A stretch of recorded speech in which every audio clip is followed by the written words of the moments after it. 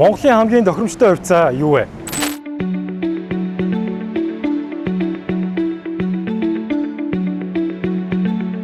Дотоодын топ 20 индекс багт компаниуд энэ оны эхний хагас жилийн тайлангаа танилцуулж дууслаа. За нийт компаниудын орлого өнгөрсөн оны мөн үеэс 13% өссөн бол цэвэр ашигын хэмжээ 18 орчим хувиар унаад байгаа юм а. Мөн топ 20 индексийн гүйцэтгэл энэ оны эхнээс 4.7 орчим хувиар унаад байна. За үүний гол шалтгаан нь бодлогын хүү 10-аас 12% болтол өссөн төгрөгийн $10-тай харьцах хашийн хэлбэлзэл болон нүүрсний үнийн уналтаас шалтгаалаад байгаа юм.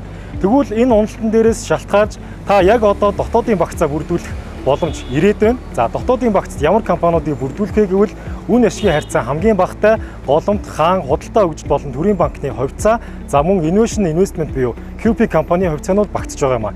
Эдгээр компаниудын талаар илүү дэлгэрэнгүй мэдээллийг болон компаниудын тайлантай танилцахыг хүсвэл манай дотоодын 7 хоногийн томьтой уншиж танилцаарай.